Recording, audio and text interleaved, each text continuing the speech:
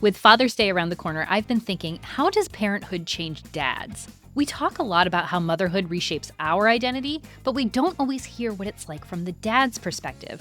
If you've ever wondered about what's happening on the other side of many of our parenting partnerships, this one's for you.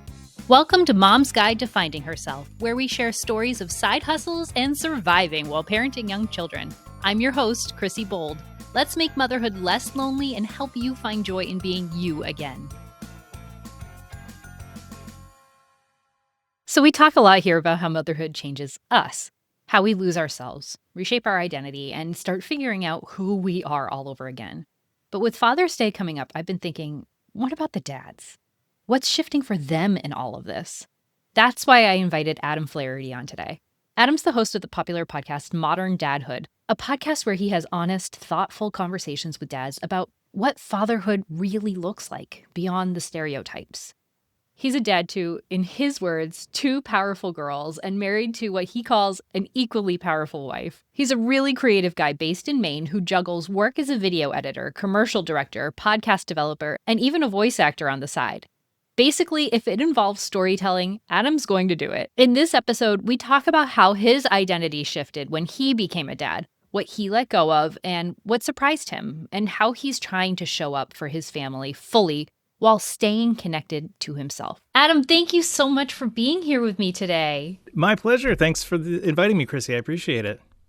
I'm excited to have you here as the Modern Dadhood representative to talk about fatherhood, Father's Day, so we can get a glimpse into the other side of what many of us are parenting with. But first today, I want to hear about your journey to parenthood. So tell me, who were you before you became a dad? So before I was a dad, I was a musician. Late high school and in college, I played a lot of music, wrote music, performed on stage with a couple of different bands and sometimes solo. And it was a pretty big part of my identity. And that is one of the things that when I became a dad, although music is still a big part of my life as a listener and a fan and a casual, guitar player for my family, I don't perform or write music at all anymore. Wow. That's such a huge shift for you. Yeah, that's probably the biggest thing that I kind of left behind when I became a dad. Yeah. And to be honest, I don't really mind it too much. Yeah. There's so many great things about music and playing music and performing that I can enjoy with my daughters, but I don't necessarily miss the getting up on stage. One of the things that a lot of people might not realize about being in a band, it's like when you're in college and all your buddies live within 5 minutes of each other, it's like so easy to just get together and jam. Yeah. But when you actually take that project and bring it into live music establishments, clubs and restaurants and things like that, it very quickly becomes a business. And suddenly you spend all of your free time trying to recruit your friends to come and see you. And so that part of it I don't miss as much. But yeah, that's one thing that was a big part of my identity growing up. And when I had kids, I kind of, I guess, shed that layer of skin, so to speak, for to offer a really kind of disgusting, gruesome reference. I am here for it. I think we all are. So you were super into music, doing your thing. You went to college. How did you meet your wife? We met in college, actually. We lived in the same dorm, and we were both dating other people at the time. But we kind of became friends. And then a couple of years later, when the opportunity presented itself, we went out on a date, and the rest is history. And that was over 20 years ago now, 22 years ago. Wow, that's incredible. Now, did you know you always wanted kids, or was this something that it was the next step in your relationship? I did know that I always wanted kids. I am the youngest of four, and so I have three siblings who are all significantly older than me. So my oldest brother is 20 years older. And so two of my three other siblings have kids, and they had those kids when I was in like late high school, early college. And so it was a great age for me to like watch them grow up and be part of their lives when they were growing up. And I had tons of opportunities to babysit on a couple different occasions.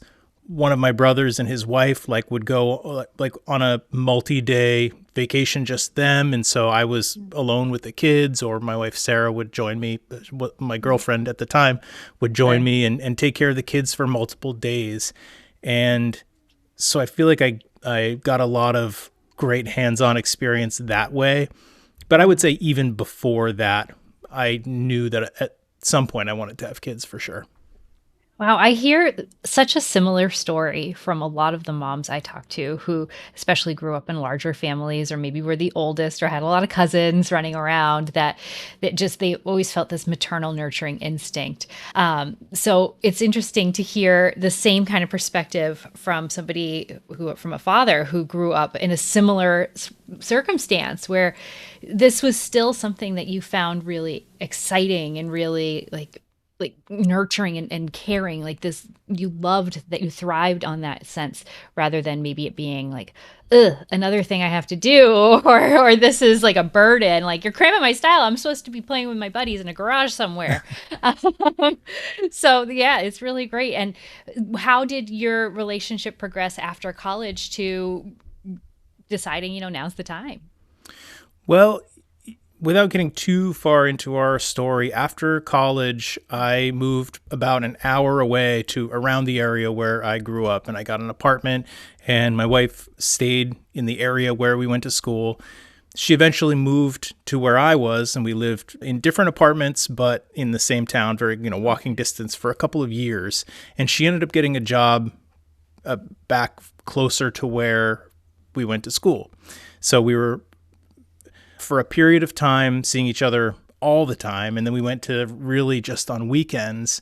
And after maybe a year or 2 years, a year and a half of that, I was in a place in my life and with my early career where it made sense for me to move down to her if we wanted to be together all the time again. And at that point, we were ready to get an apartment together, live together, and not that we weren't committed before, but just make a real commitment to move in together. And so I decided to leave the job that I was working at in video production and start a freelance business. And so I moved to where she was, and we got an apartment together. As my business grew, I sort of moved it out of the apartment that we were living in and into an office. And eventually, big move. I know, right? And eventually proposed after a couple of years, and we bought a house and started having kids. And I guess the rest is history. Wow. It's like if you could have written it, it sounds like this is what you would have planned if you could have. I think so. And, just like knowing from an early age that I wanted to have kids, I also, maybe it's not obvious, but I knew that I would want to get married and have that life partner. And yeah, it really kind of rolled out in a very natural way. Yeah, that's really great. So were you playing music professionally for money too? Like or is this just kind of like the money was a fun thing? There was a little bit of money involved, but not too much. It was more about, the hang and just bringing people together and having fun. So the money was a perk, but you had a small business going on. So you're becoming a dad as a small business owner. That sounds like a lot of pressure. It was a lot of pressure. I think by the time we started having kids, so I have two daughters who are 11 and 8. And when my older daughter was born, at that point I had taken on a partner in my business, and we had a couple of employees. Not to say that there's any less pressure there. In fact, in some ways there's more pressure, because now you're responsible for bringing in enough revenue that you can pay other people's salaries and support other families. But in some ways it felt a little more stable than just being a solo entrepreneur. So yeah, I mean, it was an exciting time. I feel like I always thought about it in terms of what's the worst case scenario if this doesn't work out? And if the worst case scenario wouldn't absolutely destroy our family, then I was going to go for it and try it while I was relatively young still. Right, right. When you can like think that there's other paths that you could potentially take, you can see a whole future ahead of you in the distance. So Exactly. that's really fascinating. And I hear what you're saying with the having the employees. It just kind of makes your business feel a little more like legit, like a real job versus like this is fun and this is scary. Both sides of it make sense to me for sure. Yeah. So once you had kids, your life changed completely. Tell me about those early days of having a little one. Yeah, I'm not sure that my experience is too different than most people's, but I will always remember those early days, weeks, months of having a newborn, and both times really. But I think back to the first time, which for me was, almost 12 years ago now. And, just the sleepless nights and just the feeling delirious all the time, and you almost don't know what is night and what is day or what day of the week it is. And man, it can push you right to the edge of your boundaries and make you wonder. Some nights literally we would be up together in the night while my wife was feeding our daughter, and I would be there just kind of supporting her. I didn't do that all the time. Sometimes I would sleep too. Yeah, But we just look at each other and go, oh my God, like, can we survive this? Like, will we live through this?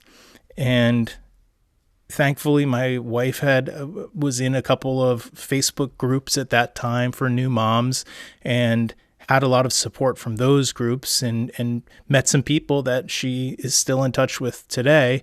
And oh, just found constant reinforcement that yes, you will live through this. Everybody does. It's extremely difficult. It will test everything that yeah. it'll test your patience. It'll test your everything, but you will make it through this phase. And so we reminded each other of that a lot during that period. And thankfully, we've got great friends and family who, came over and helped us with meals and, the things that you do. The things you hope that people will do. Exactly. Yeah, that's a better way to say it. Wow. So I have so many questions for you Sure. from this. So when we talk a lot about the transition that moms go through, I mean, obviously, this podcast is Mom's Guide to Finding Herself, and we hear about how moms we feel so physically constrained. Because especially if you're breastfeeding, you are there with that child. You are a dyad. You can't separate from them for much longer than a few hours at best, especially overnight.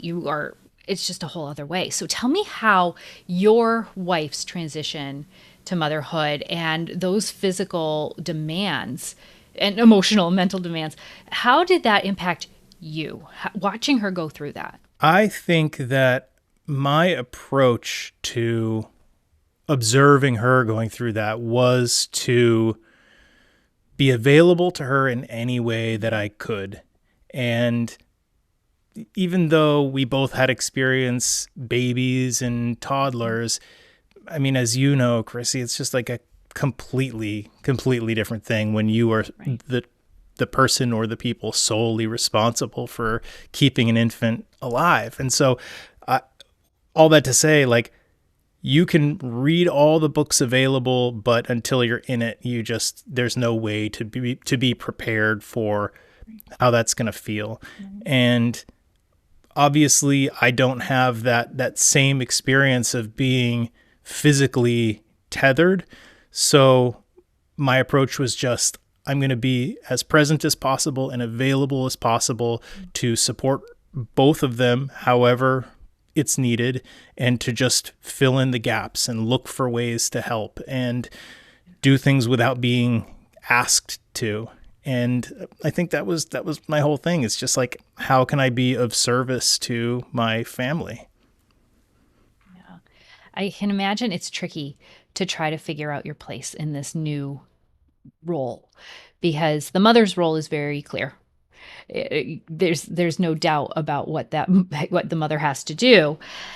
It's where and how the father chooses or sees the place to come in. And it's not always easy, because there is the maternal gatekeeping aspect that can come in, where like there's such a hormonal connection, like it's chemical change to this baby, where you don't necessarily want other people to come in and help. And sometimes it ebbs and flows. Like within a second, you can be like, nope, stay away. I've got it. I'm going to do this the right way. I know best. And then a second later or 10 minutes later, you're like, well, why are you not doing something? Why are you not helping? How is that experience for you with trying to find your place in this new partnership? Well, I think as human beings, it can be easy to let your instincts in a situation like that get the best of you, and to push back and say, I'm just doing what you told me to do 10 minutes ago. And now, I also don't know that I am necessarily representative of all dads, and certainly don't claim to be like an expert or somebody who like always did things the right way. But I'll say, like, it's extremely important to be like patient and try to remember that, like, we've got hormonal stuff going on too, but nothing like nothing even remotely close to what a mother is going through hormonally. And so it's hard for us to comprehend those types of inconsistencies and changes in just a moment's time. So to whatever degree we can be just patient and just roll with it and just try to be there for whatever she needs, like, it's only going to serve to make the experience better for everybody involved. Right. Now, I'm curious how your relationship might have changed throughout all of this experience, because I want to talk more in the next episode about all of your experience talking to dads. I know you're not necessarily the like dad representative. You're not our token dad necessarily, but we will in the next episode dive into all the conversations you've had with other dads to get that perspective too. But I want to hear how your identity, we talked a little bit about it with the music, but how was your identity changed as you became a dad? Like what new things were coming up for you? What things were you no longer interested in? I want to hear your experience with this shift. It's funny because, like, we did talk about the music, but I think even beyond like the actual like getting on stage and like and playing instruments, there's this idea that, you know, you're in a band, you kind of are seeking attention of some sort. And when I became a dad, it's just like I no longer cared about being in the spotlight or looking cool or having people think that I was like cool or interesting. I feel like the spotlight, my own personal spotlight, just started to shine on my kids. And again, it's just not something that I've thought about too much. It's a part of my life that I'm okay leaving behind. It doesn't really matter to me if we go out in public to a farmer's market and I like look like a total dork. I don't really care what people think about me. It's all just about being with my family. I think that the other thing that I would say is that there are things from, like, we all have a story. We all have a set of experiences that we had prior to having kids. For me, it was being in video production. It was the music stuff. It was all these things that I had a lot of interest in, and some of them I still carry through now. But being able to sort of pick and choose things from my past to share with my kids or to teach them. For example, I've got a fatherhood podcast, and my daughters have been on and off really interested in that. Not just what a podcast is, but like, how do you make it? Like, how do you edit audio files? How do you figure out the story that you want to tell? And being able to share some of those tools with them and actually see them like see interest from them in that is super gratifying as well. Oh, that's so cool to hear. To hear like how you've taken on this role and it just feels right. Like just the everything else doesn't matter. Like you are just here to help these kids thrive and learn, and you seem to get so much joy from the just watching them grow and watching them become who they are. That's what I'm getting from you. Absolutely. Yeah, it's so gratifying, it's so exciting. And my girls, I mean, everybody loves their kids, right? But I'm just like, as my girls grow, just to see them become these like curious, like funny, hysterical, like kind, empathetic, crazy people it's just a roller coaster, and I'm enjoying it so much. Amazing. I want to know what's been the hardest part for you of being a dad along the road so far for your 11 years. Maybe it's a moment in time, maybe it's a theme that keeps popping up. What's been most challenging for you? I think the hardest thing for me was my mother passed away about 4 years ago. And so my girls are, like I said, 11 and 8 now. So they were 7 and 4 then. And even my 4-year-old still has such strong, clear memories of my mother. And I think part of that is, we live in a world now where we're constantly taking photos and videos, so we can very easily like recall photos, and they can see her and they can hear her voice and things like that. So I think that helps with some of the memory stuff. But that was it was hard for all of us. It was really hard for my girls, and they bring her up all the time, still talk about how much they miss her and how great of a grandmother she was. Yeah. And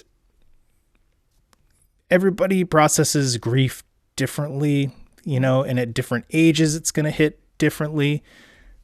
But that was a tough thing for our family, and for me in particular, because I had a very close relationship with my mom. And it makes me think about, other people in my family who are growing older on both sides of our family, my dad, my wife's parents. And I'm not looking forward to going through that again, not only for my own grieving process, but to usher the girls through that process again. Admittedly, I'm a little curious to see, now that they're 4 years older, how it might look different.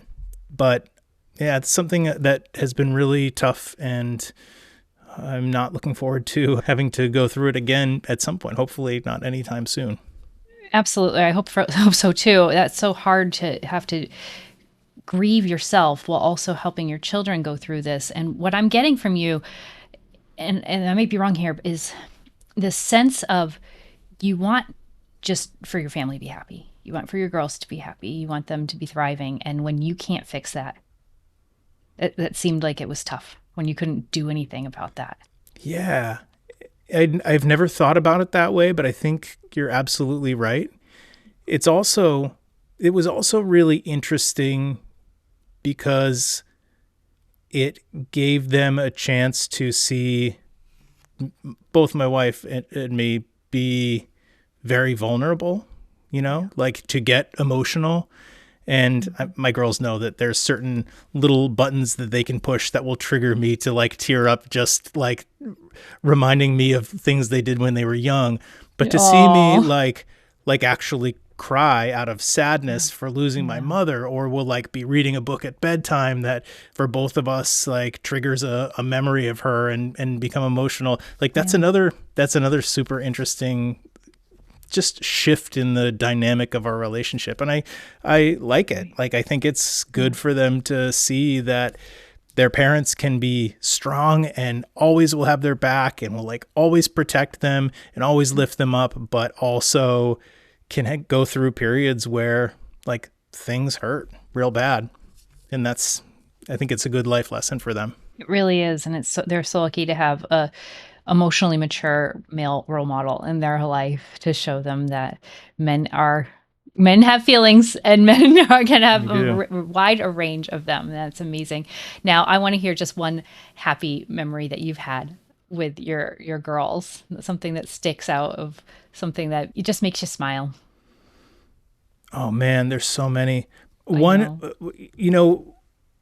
growing up, I always loved being outside and like looking for critters, flipping over rocks, looking for worms and catching frogs and toads. And we live in an area where there's like lots of great hiking trails around us. And so we go out on hikes and we're always just like looking for snakes and salamanders or like walking around a big pond, like catching frogs.